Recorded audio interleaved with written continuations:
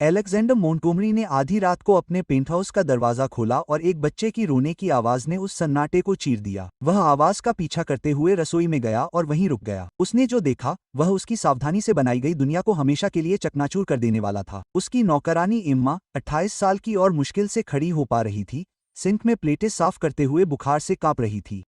उसकी 9 महीने की बेटी सोफिया फर्श पर बैठी थी और रो रही थी। उसके छोटे छोटे हाथ अपनी माँ को बचाने के लिए बेताब थे।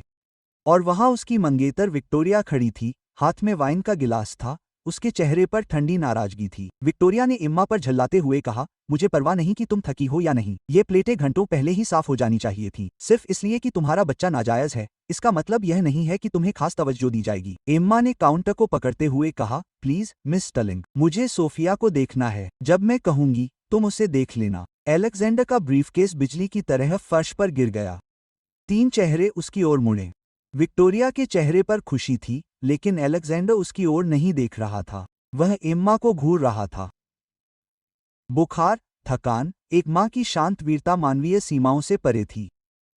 और उस पल में सब कुछ बदल गया। वह कितने समय से बीमार थी, उसकी आवाज खतरनाक रूप से शांत थी। ओह, वह आज दोपहर से शिकायत कर रही है, विक्टोरिया हंसी। लेकिन घर खुद को साफ नहीं करता है, प्रिया।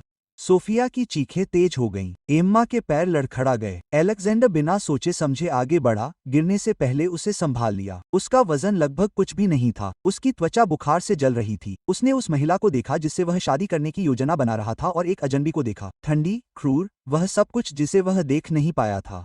बाहर निकलो, उसने धीरे से कहा। क्या? मेरे घर से बाहर निकलो। अब जो हुआ उसने 3 लोगों के जीवन को हमेशा के लिए बदल दिया। एक अरबपति सीख रहा था कि वास्तव में क्या मायने रखता है। एक संघर्षरत माँ को अप्रत्याशित आशा मिली और एक बच्चा जिसकी मुस्कान 2 टूटे दिलों को ठीक कर देगी। लेकिन पूरी कहानी देखें।